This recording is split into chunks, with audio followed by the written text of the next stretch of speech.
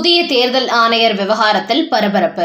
நியமனத்தை எதிர்த்து உச்சநீதிமன்றத்திற்கு சென்ற ராகுல் காந்தி. கொந்தளிப்பில் மோடி, அமித்ஷா. வணக்கம் நண்பர்களே. இந்திய தலைமை தேர்தல் ஆணையராக ஞானேஷ்குமார் என்பவர் இன்றைய தினம் பதவியேற்றுள்ளார். அதையடுத்து அவர் 18 வயது நிரம்பிய இந்திய குடிமக்கள் அனைவரும் கட்டாயம் வாக்களிக்க வேண்டும் என்று ஒரு கோரிக்கை வெளியிட்டிருக்கிறார். ஆனால் இந்த நேரத்தில் இந்த ஞானேஷ்குமாரை புதிய தேர்தல் ஆணையராக நியமனம் செய்ததற்கு எதிராக உச்சநீதிமன்றத்தில் காங்கிரஸ் கட்சியின் ராகுல் காந்தி ஒரு வழக்கு தொடுத்திருக்கிறார்.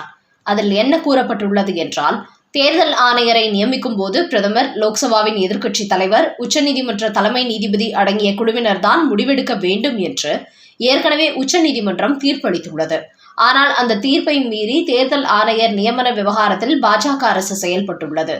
உச்சநீதிமன்ற தலைமை நீதிபதி இல்லாமல் அவருக்கு பதிலாக ஒரு மத்திய அமைச்சரை இடம்பெற வைத்து பிரதமர் மோடி புதிய தேர்தல் ஆணையரை நியமித்துள்ளார் என்று காங்கிரஸ் கட்சியின் ராகுல் காந்தி அந்த மனுவில் தெரிவித்திருக்கிறார். ஆனபோதும் இந்த சட்டத்தை பிரதமர் மோடி எப்போதோ திருத்தம் செய்துவிட்டார். அதாவது பிரதமர், மத்திய அமைச்சர், மக்களவை எதிர்க்கட்சி தலைவர் ஆகியோர் கொண்ட குழுதான் தேர்தல் ஆணையரை தேர்வு செய்யும் என்பதுதான் மத்திய பாஜக அரசின் புதிய தேர்தல் ஆணையர் நியமன சட்டமாகும். இந்த சட்டத்தை கடந்த 2023ஆம் ஆண்டு பிரதமர் மோடி கொண்டு வந்தார். அதன்படிதான் தற்போது பிரதமர் மோடி இந்த ஞானேஷ்குமாரை தேர்வு செய்துள்ளார். ஆனால் ராகுல் காந்தியோ உச்சநீதிமன்றத்தின் தலைமை நீதிபதி இல்லாமல் இவரை தேர்வு செய்ததோடு, இதற்கு நான் எதிர்ப்பு தெரிவித்தும் அதை புறக்கணித்து நேற்று நள்ளிரவு புதிய தேர்தல் ஆணையரை அறிவித்து விட்டார்கள் என்று இன்றைய தினம் உச்சநீதிமன்றத்தில் வழக்கு தொடுத்துள்ளார். ஆனால் அவர் வழக்கு தொடுத்த போதும் இன்றைய தினம் ஞானேஷ்குமார் பதவியேற்று தனது பணிகளை தொடங்கிவிட்டார். இந்த நிலையில்தான் புதிய தேர்தல் ஆணையர் சட்டத்தின் கீழ் ஞானேஷ்குமார் நியமிக்கப்பட்டது செல்லுமா செல்லாதா என்பதை உச்சநீதிமன்றம் முடிவெடுக்க உள்ளதாக கூறப்படுகிறது. இதனால் இதுகுறித்து எந்த மாதிரியான தீர்ப்பு வெளியாக போகிறது என்று டெல்லி வட்டாரங்களில் பரபரப்பு நிலவிக் கொண்டிருப்பதாக கூறப்படுகிறது. அதோடு இந்த ஞானேஷ்குமார் அமித்ஷாவின் தளபதியாக செயல்பட்டவர் என்பதோடு பாஜகவின் பல கனவுகளை செயலாக்கியவர் என்பதனால் அவருக்கு காங்கிரஸ் கட்சி வட்டாரம் எதிர்ப்பு தெரிவித்து இப்படி உச்சநீதிமன்றத்திற்கு சென்றிருப்பதாகவும் தகவல்கள் வெளியாகியுள்ளன. அடுத்த செய்தி. 100% இவர்தான் யார் அந்த சார்? ரகசியத்தை அவுட் பண்ணிய அண்ணாமலை. டிசம்பர் 23ஆம் தேதி கோட்டூர்புரம் இன்ஸ்பெக்டரிடம் பேசிய ஆதாரம் உள்ளது. சீக்ரெட் உடைக்கப்பட்டதால் அதிர்ச்சியில் அறிவாலயம். அண்ணா பல்கலைக்கழக மாணவி பலாத்கார விவகாரத்தில் ஞானசேகரன் என்கிற நபர் பிடிபட்ட நிலையில் அவரது பின்னணியில் இருக்கும் யார் அந்த சாரை வெளியில் கொண்டு வர வேண்டும் என்று பாஜக, அதிமுக உள்ளிட்ட அனைத்து எதிர்க்கட்சிகளும் போர்க்குடி பிடித்து வந்த நிலையில் இப்போது வரை அதை அவர்கள் வெளியில் கொண்டு வரவில்லை.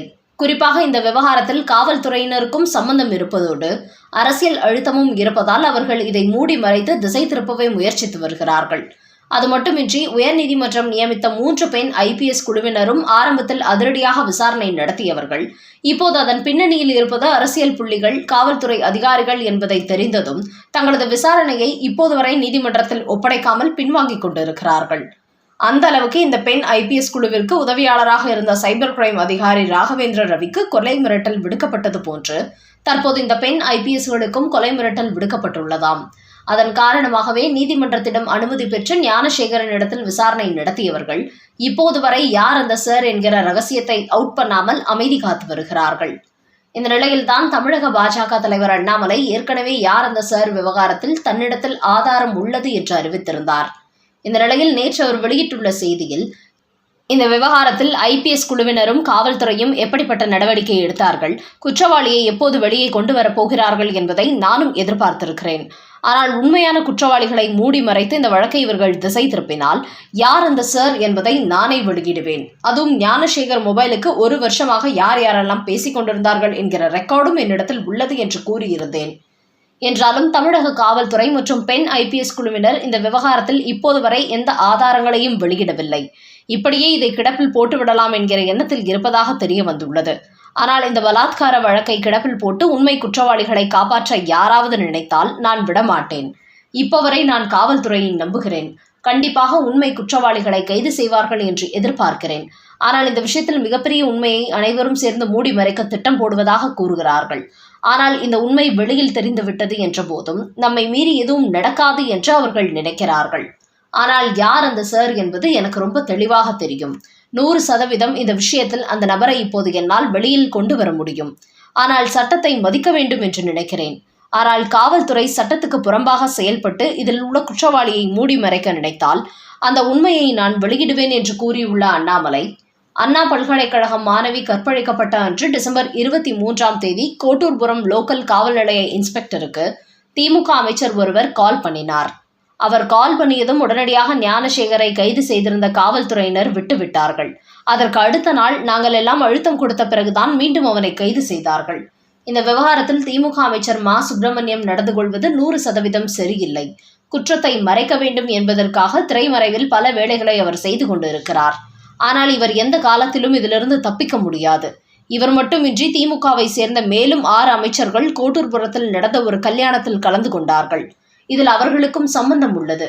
அதனால் இந்த ஆட்சியில் இதில் சம்பந்தப்பட்ட குற்றவாளிகளை காவல்துறை கைது செய்து நடவடிக்கை எடுக்க மறுத்தால் 2026 தமிழ்நாட்டில் கண்டிப்பாக ஆட்சி மாற்றம் ஏற்படும். அப்போது இந்த மாணவி பலாத்கார சம்பவத்தில் சம்பந்தப்பட்ட அத்தனை திமுக அமைச்சர்களையும் தட்டி தூக்காமல் விடமாட்டோம். மீண்டும் சொல்கிறேன், இந்த மாணவி வழக்கு விவகாரத்தில் அமைச்சர் மா சுப்பிரமணியம் நடந்து கொள்வது 100% சரியில்லை. உண்மையிலேயே நேர்மையான நபராக இருந்தால் தன்னுடைய குற்றத்தை ஒத்துக்கொள்ள வேண்டும். சட்டத்தின் கண்களை மூடி மறைத்து விடலாம் என்று அவர் நினைத்தால் அதற்கு உரிய தண்டனையை கொடுக்காமல் விடமாட்டோம் என்று அண்ணாமலை நேற்றைய தினம் இந்த சீக்ரெட்டை உடைத்து நேரடியாகவே அமைச்சர் மா சுப்பிரமணியத்தை எச்சரித்துள்ளார். இப்படி ஒரு உண்மையை உடைத்த பிறகு மா சுப்பிரமணியம் நேர்மையானவர், அவர் மீது அண்ணாமலை எப்படி குற்றம் சாட்டலாம் என்று எந்த திமுக புள்ளியும் இதுவரை குரல் கொடுக்கவில்லை. இந்த உண்மை அண்ணாமலைக்கு தெரிந்துவிட்டதே என்று அனைவரும் உச்சக்கட்ட அதிர்ச்சியில் உறைந்து போயிருக்கிறார்கள். அதனால் திமுக ஆட்சியில் அமைச்சர் மா சுப்பிரமணியம் உள்ளிட்ட 6 அமைச்சர்களை காவல்துறை பாதுகாத்தாலும் 2026 தமிழ்நாட்டில் ஆட்சி மாறும் முதல் சம்பந்தப்பட்ட அத்தனை அமைச்சர்களும் அதிரடியாக கைது செய்யப்பட்டு மு.க. ஸ்டாலின் சட்டசபையில் நிறைவேற்றிய பாலியல் வன்கொடுமைக்கு எதிரான சட்டமான ஆயுள் தண்டனையோ மரண தண்டனையோ பெறுவதற்கான வாய்ப்பு அதிகரித்திருக்கிறது. அதோடு அண்ணாமலை சொன்ன இந்த விவகாரத்தில் உண்மையிலேயே மா சுப்பிரமணியம் யோகிய சிகாமணி என்றால் திமுகவிலிருந்து எப்போதோ அண்ணாமலைக்கு எதிரான கண்டன குரல் ஆவேசமாக ஒலித்திருக்கும். ஆனால் இப்போது வரை ஒருவர் கூட வாய் திறக்கவில்லை என்பதிலிருந்தே யார் அந்த சார் அமைச்சர் மா சுப்பிரமணியம் என்பது உறுதியாகிவிட்டது. நண்பர்களே, புதிய தேர்தல் ஆணையர் நியமன விவகாரத்தில் உச்சநீதிமன்ற நீதிபதியின் கருத்து கேட்காமல் தன்னிச்சையாக பிரதமர் மோடியும் மத்திய அமைச்சரும் புதிய ஆணையரை நியமித்து விட்டதாக உச்சநீதிமன்றத்தில் ராகுல் காந்தி வழக்கு தொடுத்திருப்பது மற்றும் அண்ணா பல்கலைக்கழக மாணவி விவகாரத்தில் யார் அந்த சார் என்பதை இப்போது வரை காவல்துறை அறிவிக்கவில்லை. அதேபோன்று சென்னை உயர்நீதிமன்றம் நியமித்து பெண் IPS குழுவினரும் அது குறித்து எந்த ரிப்போர்ட்டும் தாக்கல் செய்யவில்லை. இந்த நேரத்தில் ஞானசேகரனை காவல்துறை கைது செய்த கோட்டூர்புரம் காவல் நிலையத்திற்கு டிசம்பர் 23 கால் பண்ணியது அமைச்சர் மா சுப்பிரமணியன் தான். யார் அந்த சாரும் இவர்தான் என்று அண்ணாமலை வெளிப்படையாக அறிவித்திருப்பது குறித்து உங்களோட கருத்துக்களை கமெண்ட் பாக்ஸில் பதிவிடவும். நன்றி, வணக்கம்.